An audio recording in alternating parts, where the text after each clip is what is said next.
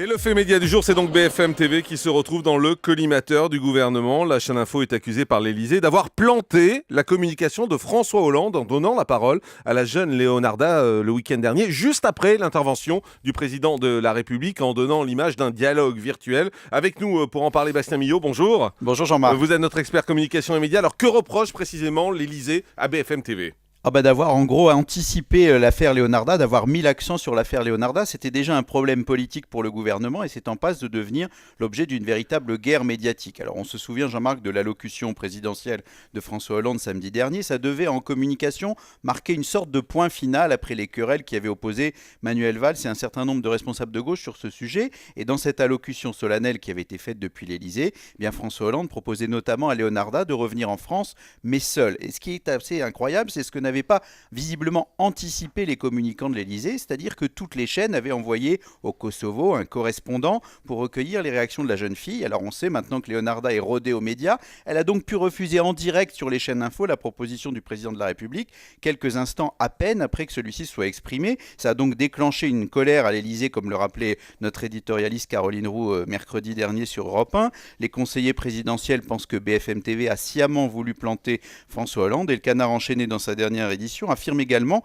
que François Hollande aurait accusé les chaînes info de participer à une sorte de montage pour abaisser la fonction présidentielle. Tout ça, Jean-Marc, ça fait un peu désordre, à un moment où les couacs de communication à répétition ont provoqué l'agacement du chef de l'État. Oui, la réponse du patron de BFM TV ne s'est pas fait attendre. Ah oui, c'est même devenu un duel médiatique à distance. Hier, dans Europe 1 Soir, Nicolas Poincaré recevait le directeur de l'information de BFM TV, Hervé Bérou, qui en a profité pour faire une mise au point très claire. Il s'étonne du comportement de la majorité présidentielle et il est revenu sur les propos de François Hollande en n'hésitant pas à mettre en cause directement la communication de l'Élysée. Je vous propose de l'écouter.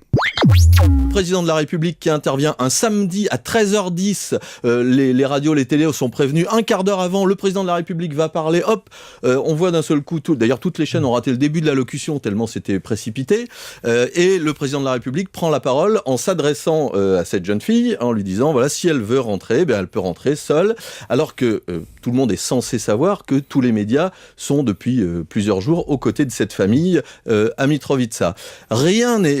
C'est le maelstrom toute la semaine. À ce moment-là, le samedi, tout est précipité, rien n'est fait dans l'ordre. Et puis alors, quand on se rend compte que sur la forme comme sur le fond, la séquence est calamiteuse, on se dit... C'est BFM.